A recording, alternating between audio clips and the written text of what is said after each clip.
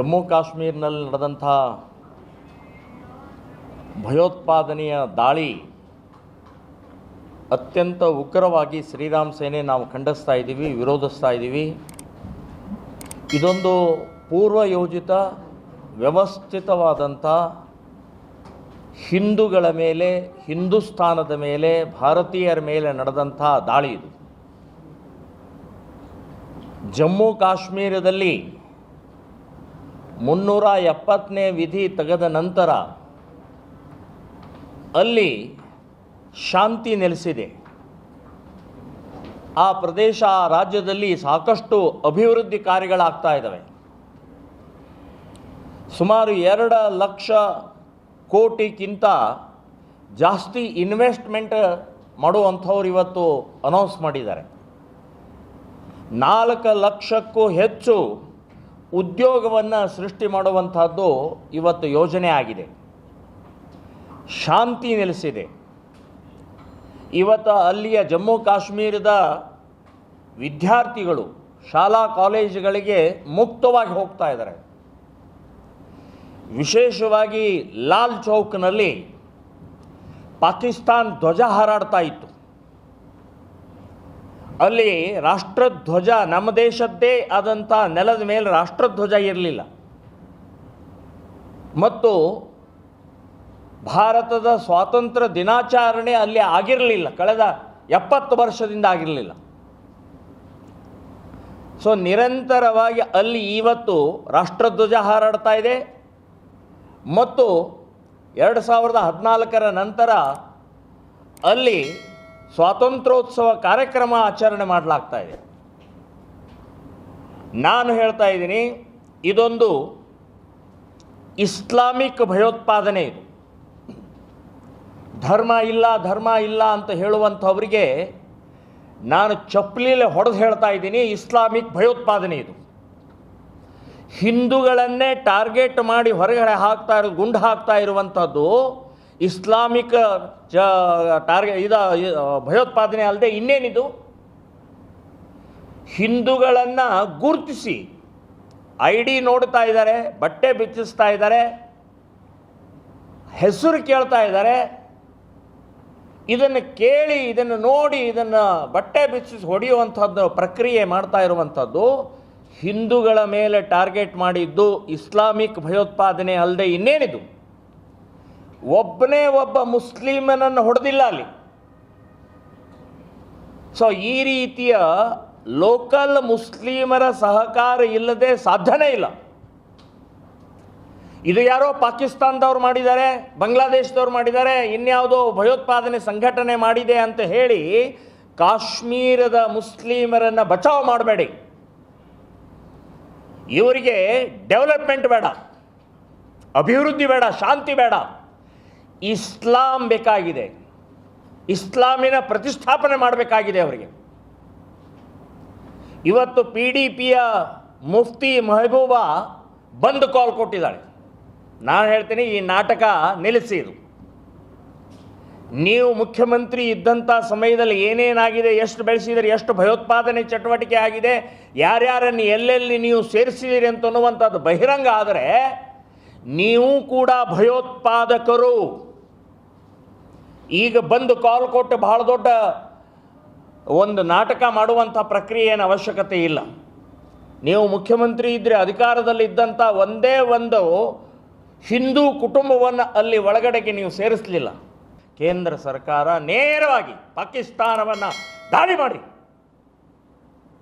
ಯಾವ ರೀತಿ ಶ್ರೀಮತಿ ಇಂದಿರಾ ಗಾಂಧಿಯವರು 1971ರಲ್ಲಿ ಯುದ್ಧ ಮಾಡಿದರು, ಆ ರೀತಿಯ ಮಾದರಿಯಲ್ಲಿ ಮಾಡಿದರೆ ಅವರ ಸೊಕ್ಕನ್ನು ಅಡಗಿಸ್ಬೋದು, ಈ ರೀತಿ ಭಯೋತ್ಪಾದನೆಯನ್ನು ನಿಲ್ಲಿಸ್ಬೋದು. ಈ ರೀತಿಯ ಮುಕ್ತವಾಗಿ ಆನಂದವಾಗಿ ಆ ಜಮ್ಮು ಕಾಶ್ಮೀರದ ಜನ ಇರ್ಬೋದು ಅಥವಾ ಭಾರತದಿಂದ ಹೋಗುವಂಥ ಪ್ರವಾಸಿಗರು ಇರ್ಬೋದು, ಆನಂದವಾಗಿ ಬದುಕ್ಬೋದು. ಇಲ್ಲಾದರೆ ನಿಮ್ಮ ತಪ್ಪಿನಿಂದ, ನಿಮ್ಮ ಬೇರೆ ಬೇರೆ ರೀತಿಯ ರಾಜಕಾರಣದಿಂದ ಇವತ್ತು ಬಲಿ ಮಾಡ್ತಾ ಇರುವಂಥದ್ದು ನಿಲ್ಲಿಸಬೇಕು ಅಂತನ್ನುವಂಥದ್ದು ಹೇಳ್ತಾ ಇದ್ದೀನಿ.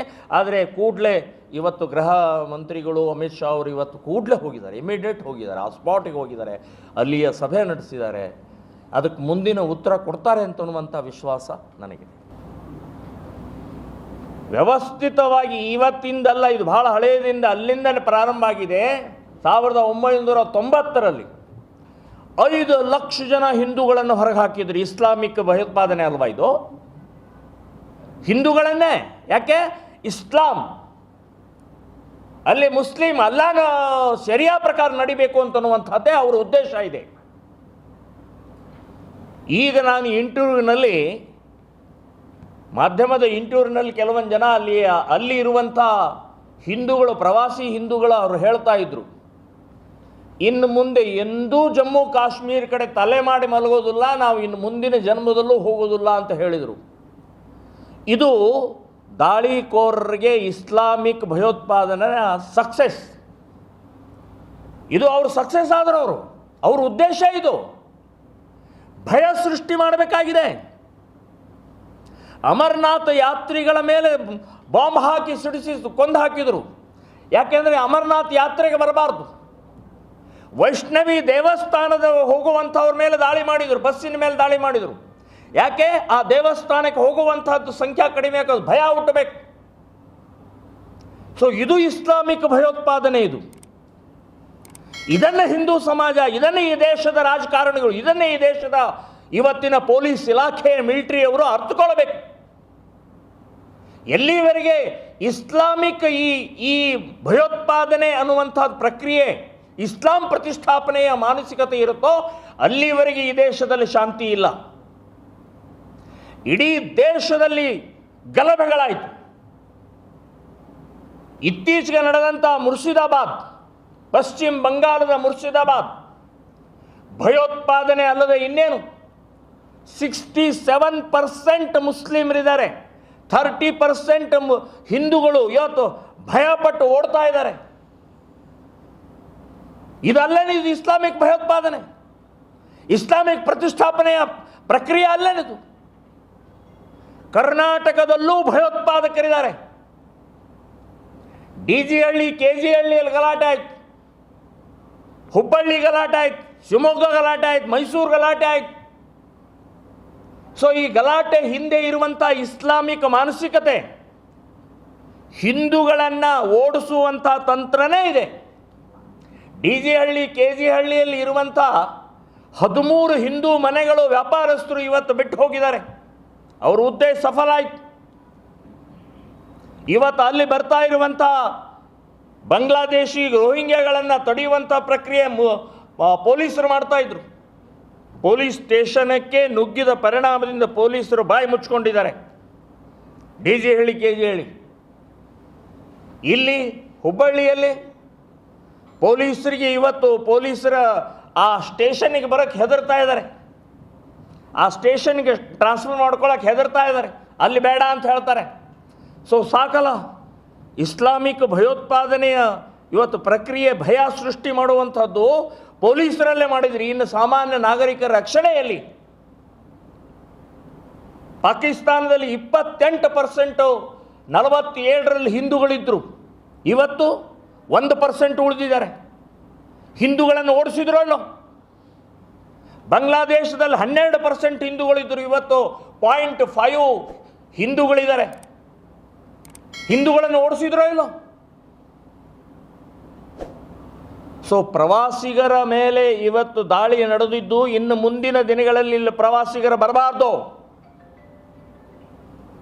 ಅವರು ಆ ಪ್ರವಾಸಿಗರಿಂದನೇ ಅನ್ನ ತಿಂತಾ ಇದ್ದಾರೆ ಅಂತನ್ನುವಂಥ ಆ ಭಯೋತ್ಪಾದನೆ ಕೂಕೃತ್ಯ ಮಾಡ್ತಾ ಇರುವಂಥವ್ರಿಗೆ ಗೊತ್ತಿಲ್ಲ. ಇನ್ನೇನು ಸಗಣಿ ಹೇಳಿ ತಿಂತಾರೆ ನೀವು? ಕಳೆದ 4 ವರ್ಷದಲ್ಲಿ 4 ಕೋಟಿ ಪ್ರವಾಸಿಗರು ಬಂದು ಹೋಗಿದ್ದಾರೆ. ಅಲ್ಲಿ ಯಾರಿಗೆ ಲಾಭ? ಅಲ್ಲಿಯ ಲೋಕಲ್ ಬಡ ಮುಸ್ಲಿಮರಿಗೆ ಲಾಭ ಆಗಿದೆಯೋ ಇಲ್ಲೋ? ಜೀವನ ಮಾಡ್ತಾ ಇದ್ದಾರೆ ಇಲ್ಲೋ? ಆನಂದವಾಗಿ ಬದುಕ್ತಾ ಇದ್ದಾರಲ್ಲೋ? ಅವ್ರ ಮಕ್ಕಳ ಸ್ಕೂಲು ಕಾಲೇಜ್ ಹೋಗ್ತಾ ಇದ್ದಾರಲ್ಲೋ? ಸೊ ಈ ಹಿನ್ನೆಲೆಯಲ್ಲಿ ನಾನು ಹೇಳೋದು, ಜಮ್ಮು ಕಾಶ್ಮೀರದ ಮುಸ್ಲಿಮರು ನೀವು ಸಿಡಿದೇಳಬೇಕು. ನಿಮ್ಮಲ್ಲಿ ಭಾರತೀಯ ಬಗ್ಗೆ, ನಿಮ್ಮಲ್ಲಿ ಈ ದೇಶದ ಬಗ್ಗೆ ಒಂದು ಕಳಕಳಿ ಇದ್ದರೆ ಮಾತ್ರ ನೀವು ಬದುಕ್ತೀರಿ, ಭಾರತವು ಬದುಕ್ತಾರೆ, ಹಿಂದೂಗಳು ಬದುಕ್ತಾರೆ, ಶಾಂತಿ ನೆಲೆಸುತ್ತೆ ಅಂತನ್ನುವಂಥದ್ದು ಹೇಳ್ತೇನೆ. ಇಲ್ಲಾದರೆ ನೀವು ಕೂಡ ಅವರಿಗೆ ಸಹಾಯವನ್ನು ಮಾಡ್ತಾ ಇರುವಂಥದ್ದು ಇಡೀ ದೇಶ ನಿಮ್ಮ ವಿರುದ್ಧ ಸಿಡಿದೇಳಬೇಕಾಗತ್ತೆ, ನಿಮ್ಮನ್ನು ಒಳಗೆ ಓಡಿಸಬೇಕಾಗತ್ತೆ ಅಂತನ್ನುವಂಥ ಎಚ್ಚರಿಕೆಯನ್ನು ಜಮ್ಮು ಕಾಶ್ಮೀರದ ಮುಸ್ಲಿಮರಿಗೆ ನಾನು ಹೇಳ್ತಾ ಇದ್ದೀನಿ. ಒಬ್ಬ ಬ್ಯಾಂಕ್ ಮ್ಯಾನೇಜರ್ ಅಲ್ಲಿ ಹಿಂದುವಾಗಿ ಬಂದ ತಕ್ಷಣ ಬ್ಯಾಂಕ್ ಮ್ಯಾನೇಜರ್ನ ಹೊಡೆದ್ರು.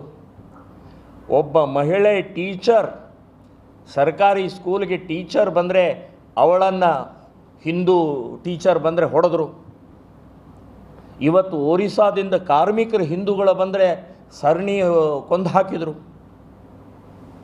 ಸೊ ಇದು ಅಲ್ಲಿಯ ಮುಸ್ಲಿಮರು ಯೋಚನೆ ಮಾಡಬೇಕು. ನೀವು ಬದುಕಬೇಕಾ, ನೀವು ಆನಂದವಾಗಿರಬೇಕಾ, ನೀವು ಶಾಂತಿಯಾಗಿರಬೇಕಾ ಅಂತಂದರೆ ಈ ಪ್ರಕ್ರಿಯೆಗೆ ಅವಕಾಶವನ್ನು ಮಾಡಿಕೊಡದೆ ಮಿಲ್ಟ್ರಿ ಕೆಲಸ, ಸರ್ಕಾರ ಕೆಲಸ, ಪೊಲೀಸರ ಕೆಲಸ ಏನು ಮಾಡ್ತಾ ಇದೆಯಲ್ಲ ಅದನ್ನು ಅಲ್ಲಿಯ ಮುಸ್ಲಿಮರು ಮಾಡಬೇಕು ಅಂತನ್ನುವಂಥದ್ದು ನಾನು ಹೇಳ್ತಾ ಇದ್ದೀನಿ.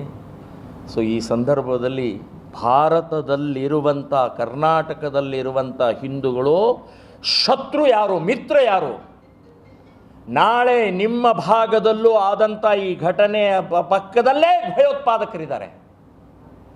ಅವರ ಬಗ್ಗೆ ಎಚ್ಚರಿಕೆಯನ್ನು ವಹಿಸಬೇಕು ಅಂತನ್ನುವಂಥದ್ದು ಈ ಸಂದರ್ಭದಲ್ಲಿ ನಾನು ಹೇಳ್ತಾ ಇದ್ದೀನಿ. ಇವತ್ತು ಕರ್ನಾಟಕ ಸರ್ಕಾರ ಭಾಳ ಕ್ವಿಕ್ಕಾಗಿ, ಭಾಳ ಇಮಿಡಿಯೇಟ್ ಒಬ್ಬ ಸಚಿವನನ್ನು ಕಳಿಸಿ ಅಲ್ಲಿಯ ಇರುವಂಥ ಕರ್ನಾಟಕದಿಂದ ಹೋದಂಥ ಯಾರು ಪ್ರವಾಸಿಗರ ರಕ್ಷಣೆಗೆ, ಅವರಿಗೆ ವ್ಯವಸ್ಥೆಗೆ ಅನುಕೂಲಕ್ಕೆ ಹೋಗಿದ್ದಕ್ಕೆ ನಾನು ಕರ್ನಾಟಕ ಸರ್ಕಾರಕ್ಕೆ ಅಭಿನಂದನೆಗಳನ್ನು ಹೇಳ್ತಾ ಇದ್ದೀನಿ. ಅದು ವಿಶೇಷವಾಗಿ ಸಂತೋಷ್ ಲಾಡ್ ಅವರು ಭಾಳ ರಿಸ್ಕ್ ತೊಗೊಂಡು ಅವರು ಕೆಲಸ ಮಾಡ್ತಾ ಇರುವಂಥದ್ದಕ್ಕೆ ಅವ್ರಿಗೂ ಕೂಡ ನಾನು ಧನ್ಯವಾದವನ್ನು ಹೇಳ್ತಾ